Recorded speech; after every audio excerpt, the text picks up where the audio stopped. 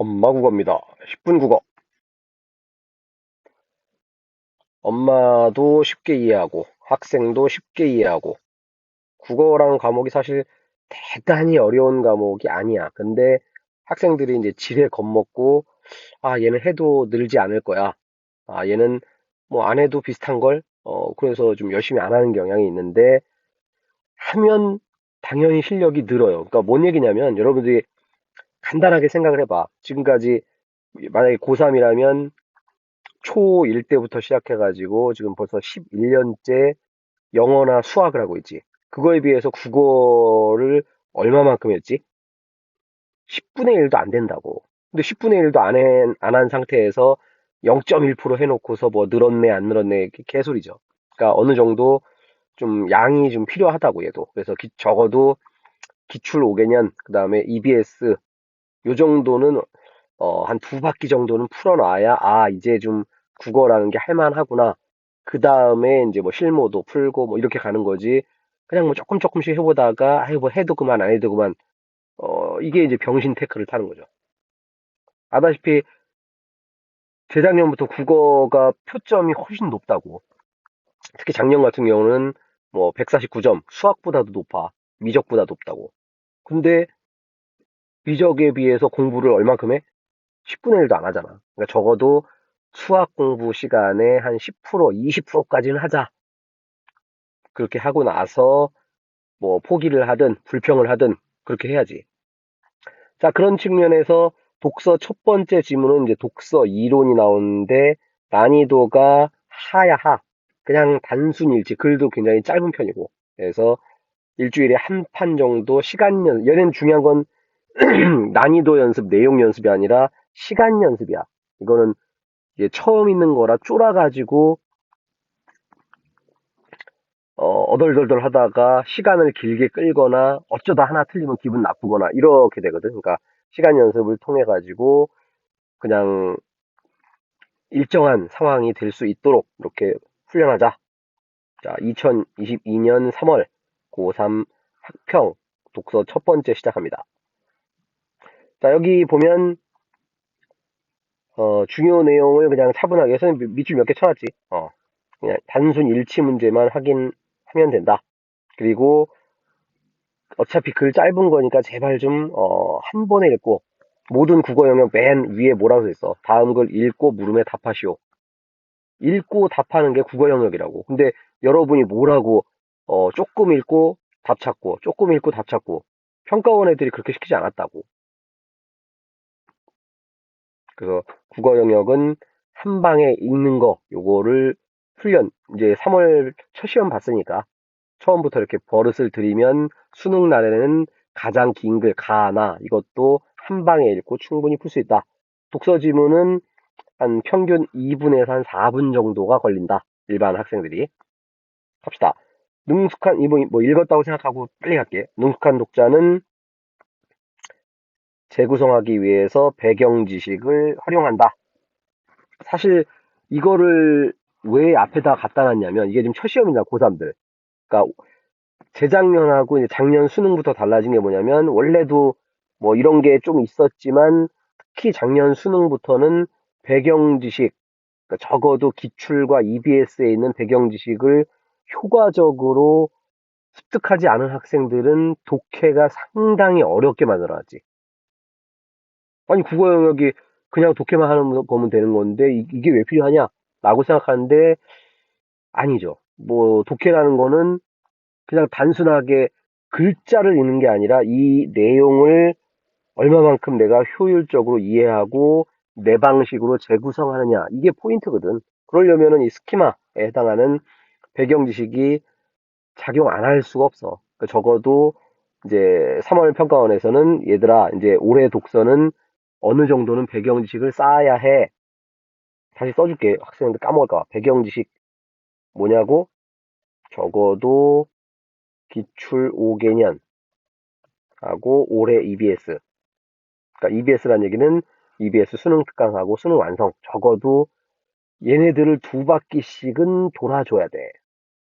그래야 배경 지식이 어느 정도 머릿속에 들어간다.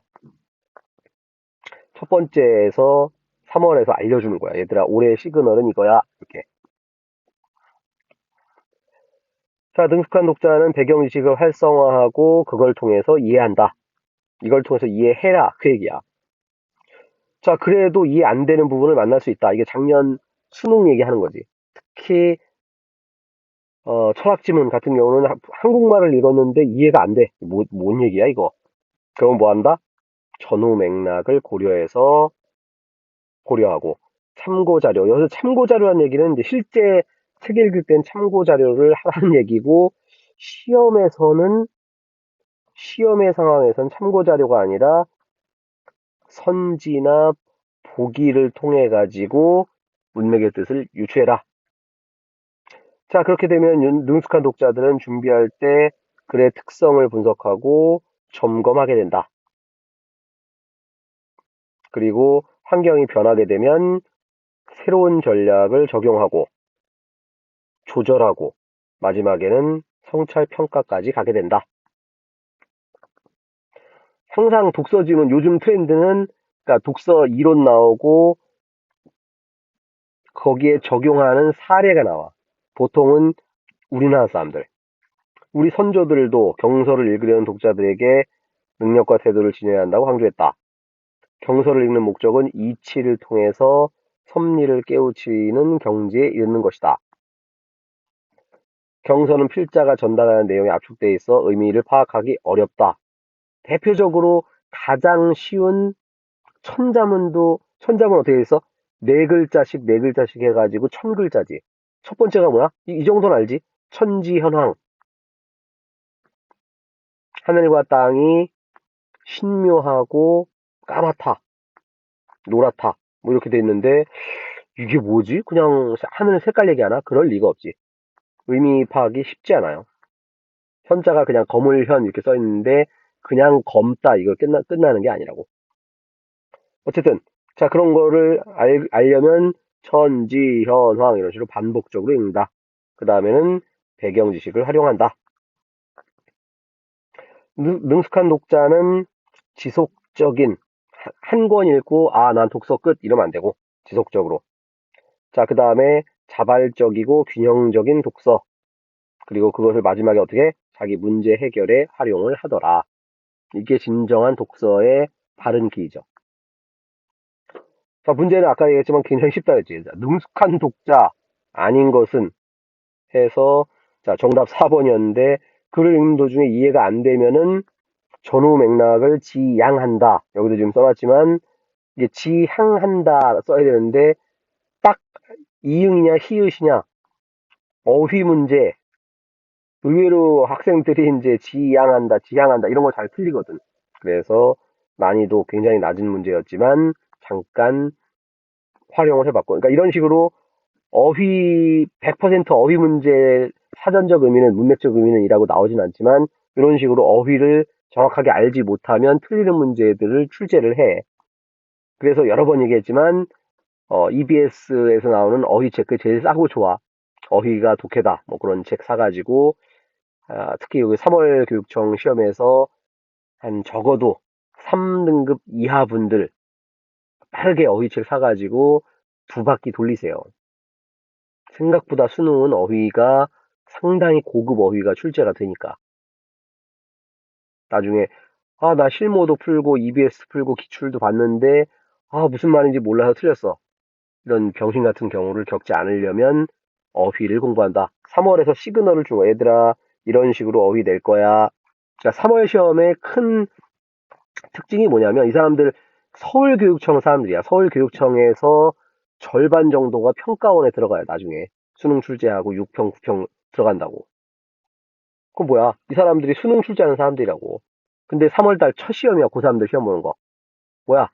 방향성을 제시해준다고. 그러니까 여기서 3월 시험에서 어느 정도 방향성을 제시하고 6월 달에 확정 짓는 거라고. 6월 달에는 올해는 이렇게 갈 거야. 그거를 여러분들이 캐치를 잘 해야 한다. 자, 두 번째 보니까 무려 정조임금님이 자, 책을 읽으려면은 어떻게 해야 되냐? 근데 적절하지 않은 것. 아까 A는 맨 끝부분에 우리 선조들이 경서를 어떻게 읽었나 뭐 그런 얘기 나왔지. 거기 내용하고 여기 밑줄 친 게 그 보기에 있던 거지. 보기에 없는 거를 찾으시오. 그래서 기존의 해석을 활용해라 그랬지. 기존의 해석에 만. 역시 눈치챘겠지만 국어 문제에서 45문제에서 한 문제나 두 문제 정도는 예를 줘. 뭐뭐만. 세상에 뭐뭐만이라는 건 있을 수가 없지. 난 평생 너만 사랑할 거야. 돼, 안 돼? 안 되지. 그래서 보통 이렇게 저 답이에요? 이러고 손드는 애들 빨리빨리 찾는다. 자, 3번 문제 가장 적절. 자, 첫 시험이니까 다시 한번 알려주는데 국어 영역은 적절한 게 있고 적절하지 않은 게 있고 요게 한 70%야. 적절하지 않은 걸 더 많이 물어봐. 그럼 적절한 게 있고 가장 적절한 게 있고 보통 그냥 적절은 전체 내용에서 어느 부분을 따가지고 일치를 확인하겠다 하는 거고 가장 적절은 그냥 일치가 아니라 글 전체 또는 특정 부분의 주제를 묻는 거라고. 좀 달라. 그래서 가장이라는 거 제발 좀 표시해 놓고 적절하지 않은 거 어떻게 해야 돼? 이렇게. 그래야 나 이거 적절하지 않은 건데 틀렸어. 그거는 이제 초등학교 때나 하는 실수고 중학교 이후로는 실수가 아니라 실력이야 그것도. 그래서 가장 적절 동그라미 적절하지 않은 것은 X 이렇게. 자 이렇게 글을 주면 보기를 주면 대체로 우리 한국말의 특징이 뭐냐면 한국말은 맨 끝부분에다가 하고 싶은 얘기를 하는 거지. 영어는 어때? I love you because 어쩌고저쩌고. I love 이걸 먼저 한다고. 근데 한국말은 내가 너랑 어저께 밥을 먹었는데 길을 걸어가다가 머릿속에 잠깐 생각이 나가지고 다시 버스를 타고 돌아오다가 아닌가 싶어서 내려가지고 공원 쪽으로 걸어가고 있는데 다시 너를 생각해보니까 보고 싶어서 막 뛰어왔어. 사랑해. 거의 끝에다가 주제를 준다. 이게 한국말의 특징이고 당연히 국어 영역 시험 글에서도 나타나는 특징이라고. 보기의 특징이기도 하고. 그래서 그동안 읽지 않았던 분야도 읽겠다. 뭐야? 균형 있는 독서. 자, 이런 식으로 전체 그림, 그 다음에 첫 번째 독서 지문을 어떻게 읽어야 하는지를 살펴봤어요. 이런 것들 잘 명심해가지고 여기서 시간을 질질 끌거나 틀리거나 그러지 않도록 준비를 단단히 합시다. 구독, 좋아요, 엄마 국어.